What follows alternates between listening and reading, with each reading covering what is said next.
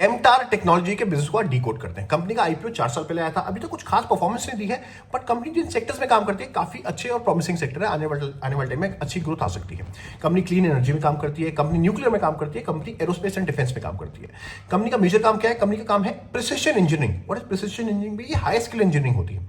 For example, आपको कोई भी कंपोनेंट बनाना है, एयरक्राफ्ट का कंपोनेंट बनाना है, कोई सैटेलाइट का कंपोनेंट बनाना है, कोई रॉकेट लॉन्च व्हीकल है उसका कंपोनेंट बनाना है, तो वो बड़ी हाईली स्किल्ड इंजीनियरिंग का काम है। सो आप पहले क्या करेंगे? एक कंपोनेंट बनाना है, उसकी स्पेसिफिकेशंस होंगी, उसकी कितनी थिकनेस है, उसकी क्या विड्थ है, उसके अंदर 1 माइक्रोन का एक पर्टिकुलर सा होल चाहिए जहाँ पे, तो उसके बेसिस पे वो पहले उसकी ड्राइंग्स बनती है। आपने इंजीनियरिंग अगर करी है तो इंजीनियरिंग ड्राइंग में आप वो एक पर्टिकुलर ड्राइंग बनाते थे। पहले इसकी ड्राइंग बनेगी, फिर उसके बाद उसका एक डाई बनेगा, फिर उसके अंदर वो मशीन में जाएगा और फाइनली उसका प्रोडक्ट बनेगा। तो आप लिखा लीजिए हाईली स्किल्ड है, इसमें काफी ज्यादा प्रोग्रामिंग चाहिए होती है, इसमें काफी ज्यादा एक्यूरेसी चाहिए होती है, हाई एंट्री बैरियर भी है। कंपनी क्लीन एनर्जी सेक्टर में काम करती है। इस टाइम पे यहाँ पे इनका मेजर रेवेन्यू आता है। अभी तक टोटल रेवेन्यू में से मैक्सिमम रेवेन्यू ऑलमोस्ट 60 to 70% इनका क्लीन एनर्जी से आता है, और वो भी इनके हाईली डिपेंडेंट है ये ब्लूम एनर्जी पे। एक यूएस की लिस्टेड कंपनी है ब्लूम एनर्जी, मैक्सिमम बिजनेस अभी ब्लूम एनर्जी से आता है।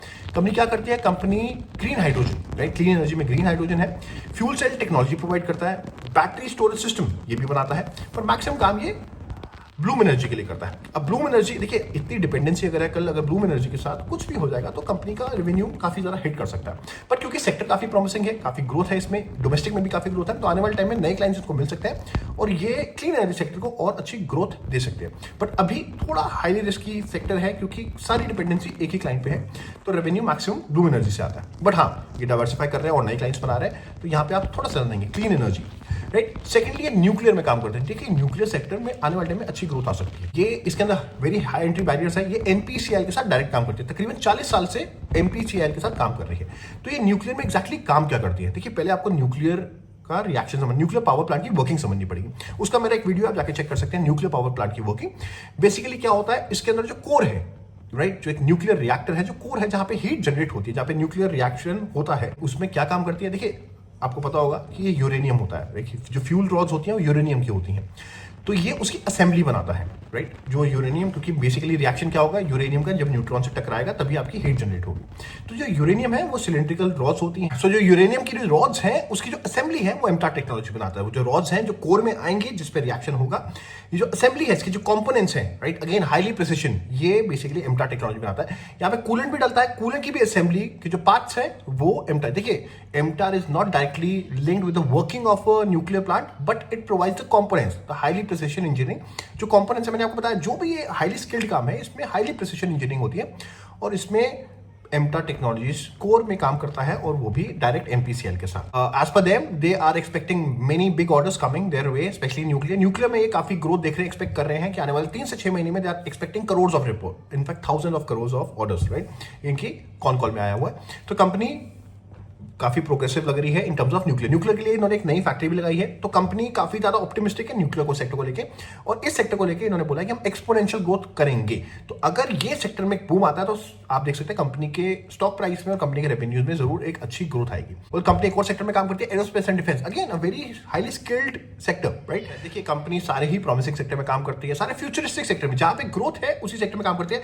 कंपनी ने अभी ग्रोथ नहीं दिखाई है, बताने वाले टाइम में कंपनी अच्छा कर सकती है, बिकॉज सेक्टर अच्छे और इन सब में they are very optimistic, right. Especially nuclear को लेके इन्होंने काफी अच्छी स्टेटमेंट दी कि न्यूक्लियर को लेके काफी ऑप्टिमिस्टिक है और आने वाले टाइम में काफी अच्छे ऑर्डर्स को मिल सकते हैं। वेल, एरोस्पेस एंड डिफेंस, अगर आपको रिसेंटली याद हो, चंद्रयान 3 हमारा लॉन्च हुआ था मून पे, तो आपको पता होगा कि वहां पे जो चंद्रयान जो सैटेलाइट गई थी, उसमें भी कंट्रीब्यूशन की थी एमटार टेक्नोलॉजी। तो एमटार एग्जैक्टली करता क्या है? वेल, ये एक्टिवेशन सिस्टम बनाता है। What is activation system?